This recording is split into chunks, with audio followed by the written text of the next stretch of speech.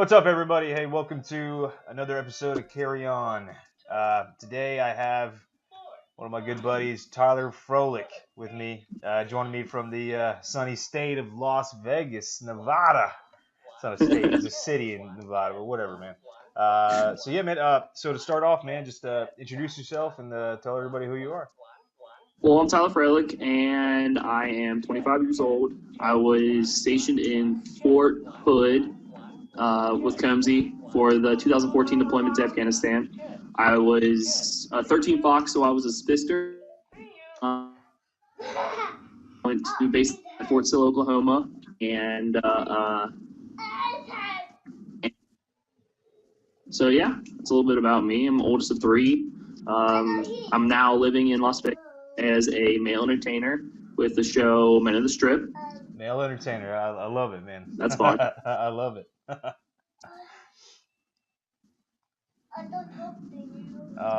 Okay, so, man, yeah, so, how long were you in the Army? Before we get to all the good stuff, all the good shit about, you living the dream, living that Magic Mike dream. So, when did you join the Army and how long were you in for? I joined 18 right out of high school. I had the summer kind of party, and then I went off to basic training.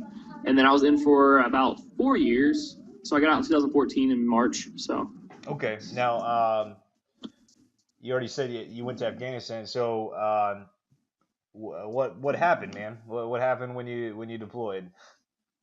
Well, the first time I deployed to Iraq with 1st Cav, and okay. We did a 9-month deployment, and then we were transferred from basically what the surge guys were doing to the drawdown. So it was Operation New Dawn, and pulled out, and we were in Kuwait for 2 months. Then we came home. Then we had a year off, and that's when I met you, Combs. Then we decided to go to Afghanistan. I end up in our, within the first month, I come to Combs, and I'm like, hey, man, I need to get bigger. I need to get stronger. How do I do this? Like, man, just pick up some fucking heavy-ass weight and fucking lift it a lot of times. So I get in there. I'm, all revved up. I'm ready to go, and I get to military press with a barbell, and I get my first 2 reps, and all of a sudden something pops. The weight goes down. I feel like my shoulder needs to pop back in place. End up going to the hospital there on, where were we at? We were at CAF, Kandahar Airfield. CAF was. Yeah, we were at CAF Airfield. So I went to went there, and there was some smoking hot nurse. Ended up had to cut my shirt off. And so I was pre-deployment ready, so I was all kind of I thought I was ripped up and stuff. So I had this hot nurse cutting off my shirt. Ended up tearing my labrum. I stayed in the talk for a while until I got to the point where I started losing feeling in my arm, and I had some nerve damage and stuff. So they deemed me as non-deployable anymore, sent me back to the Germany center, and then I ended up going home getting surgery. Okay, yeah, because you did come down to Foward with us for a couple weeks, right? Yeah, I came to Foward, and I just didn't want to go home. I mean, I've trained all year for this, so I don't want to, miss out on all the fun. Now, but before people start accusing me that is my fault that you fucked up your shoulder, you didn't take a spotter with you, and you didn't have a spotter, and I wasn't there with you at the time when you fucking did that, right? That's right, you weren't there, so I can't blame you, but it's my fault. going too big. Okay, so shit, man. So you fucked up your shoulder, you went to Germany, mm-hmm. and then you went back to the States. What mm-hmm. happened then? What would the Army do with you then? The Army said I didn't need surgery, but I think they were also looking at my ETS state. So, I mean, unfortunately, that's how they work sometimes. But I ended up getting the surgery by this really cool guy, and he ended up doing the surgery, saying I didn't need it. He ended up doing it, and then he actually took an extra hour and a half on my shoulder because of how bad it was. They had to reattach it to a spot that wasn't attached to. So now I have limited mobility for when I raise my hands up over my head. Okay, so what I'm hearing you say is that, because the Army didn't think you needed the surgery, Mm-hmm. for an extended period of time, your shit Right. healed improperly. And then when Mm-hmm. they finally did the surgery, they had to, I'm assuming, cut away a bunch of scar tissue and fucking move shit around and actually put it back together correctly. Yeah, and then it was also it was a partial tear and ended up turning into a full tear, and then they couldn't attach it to since it was completely ripped off, so they had to pull the ligament farther than what it was actually originally. No shit. Okay. All Yeah. right. So, fuck, man, that sucks, dude. I'm sorry about that, man. That's just. Fuck. It's cool. I healed. I got back in the gym. I mean, I did a few bodybuilding shows. We'll get to that, obviously. Yeah. So you get the surgery done, and then you ETS. Then what, man? Where does young Froehlich go from there? So I had my resume, and I went to went to a casino, and I ended up serving tables, bartending. Where was this at? Was this in Nevada? No, this was actually in Cincinnati, Ohio. I'm originally from Cincinnati, Ohio. Okay. So I went there trying out for, I was military, so I'm like, fuck, I'll just do security. I go into the security, and the girl that was in charge of, like, this, it's called the Ladies and Gents program, where they pick, like, you only get picked because of your personality and because of your looks and because you can do your job. So he saw that I was trying out for, not auditioning, Jesus. Applying for that job as a security. It's like, no. You're going to be a server, and put me in this special group. Now, Ladies and Gents is where you are weighed every month. It's like the Vegas-style casinos where the people that serve food in top-notch casinos get weighed, and they have to look a certain way, and that like upper-class kind of deal. You know what I'm saying? Yeah. You're expected to maintain a certain image. Right.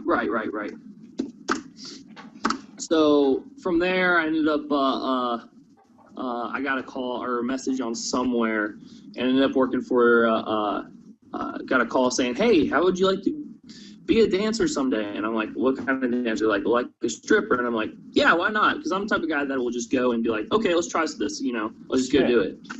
And, so I went to tryouts, and then I tried out and beat some guy out, and then I did that for a year.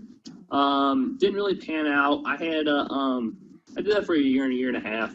It was 2 years, and I ended up getting really, really into debt because the person that I was working for kind of took advantage of me. The first person I worked for kind of took advantage of me, and I racked up some debt, and I'm still paying it off now. And it's been really, really hard. Trying to chase that dream, and it's the rock star lifestyle, and I'm pretty much straight edge nowadays. I'll drink every once in a while, but Fumble. There we go. Yeah, someone messaged me. So it's been really, really hard. If you don't mind going into detail, like what exactly happened with this debt situation. So what we were doing shows. It was good, and I wasn't getting a base pay, which the base pay is basically when you get paid per show. So being paid per show is a big deal because if you do 10 shows, you paid $100, then it's $1,000 you're missing out on. So I ended up having to move back to my parents. I ended up, kind of like had to take a step back in life. Like I was going so good, and then I lost it all and moved back with my parents. So then I had another opportunity to go and do that again. Didn't pan out. Great people I worked with the second time. Means all good intentions. It's just the money wasn't there. So I moved back with my parents again, and then I was working like 3 jobs. And then this guy messaged me on Instagram saying, hey, you look like you got the look. I've seen you on other people's pages, and girls talk about you and how you're a nice guy. I just want to kind of interview you for a second. You got a second? I'm like, sure, why not? He liked me, and he's ended up being our choreographer. Glenn, he did all of the Michael Jackson. He worked with Ricky Martin. He worked with Pink, Usher. So he's pretty big name when it comes to choreography. So he also did all the Chippendales. Shit.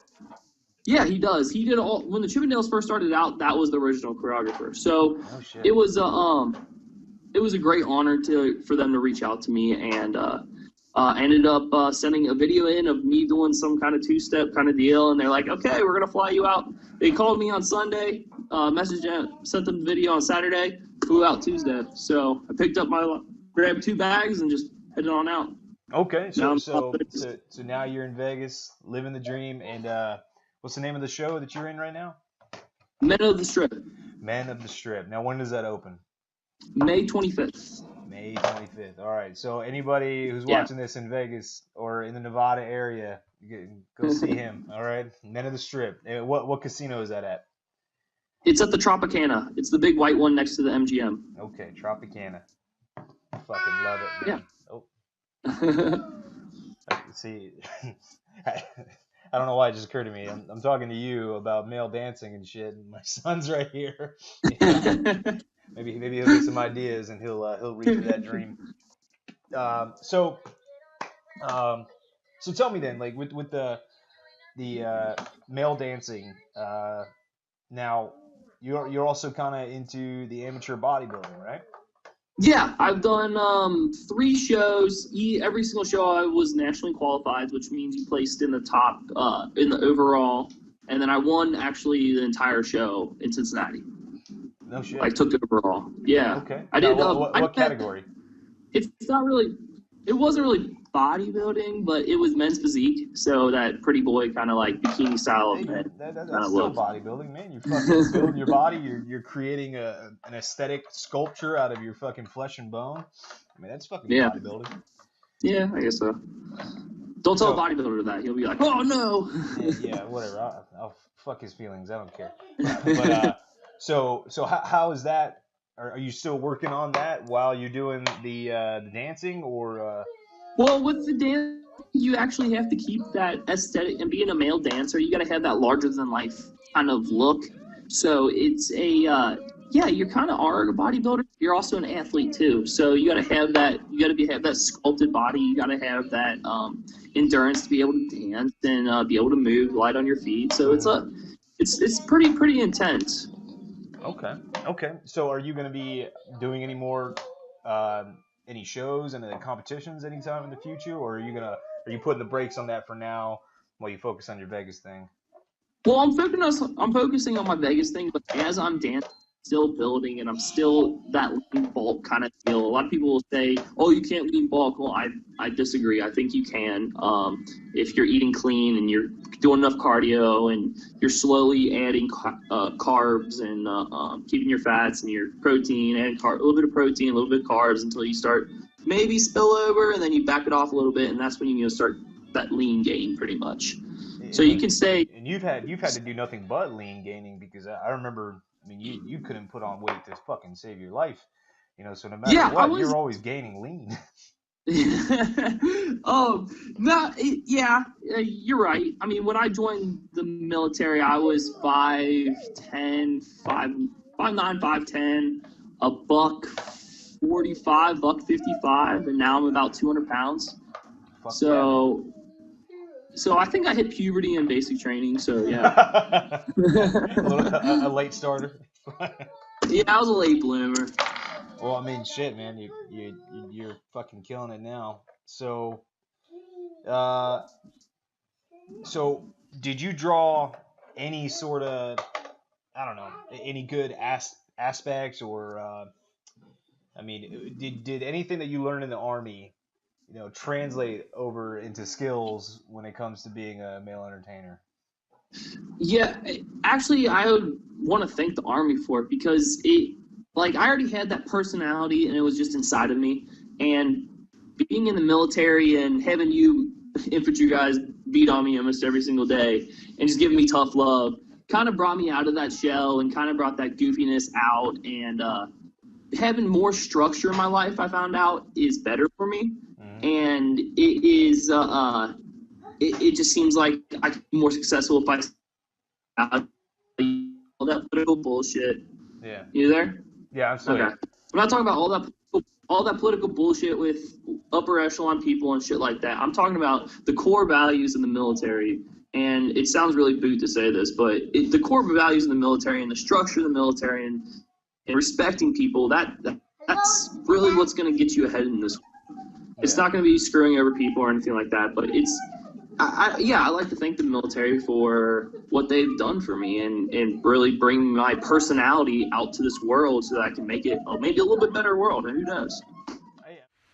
What's up, guys? Hey, I hope you enjoyed part 1 of my interview with my boy Froehlich here. If you want to see the rest of the interview, check in next week for part 2. Aside from that, over here in the top right corner, it's going to be a nice little subscribe button. Make sure you hit subscribe and you hit the notification bell so you know every time I put up something. All right. Over here on the bottom left, you're going to have the playlist link to all the other Carry On interviews. And over here on the bottom right is going to be a link to the last interview I did. So, I love y'all, hate y'all. Check in next week. Shit's going to buff out.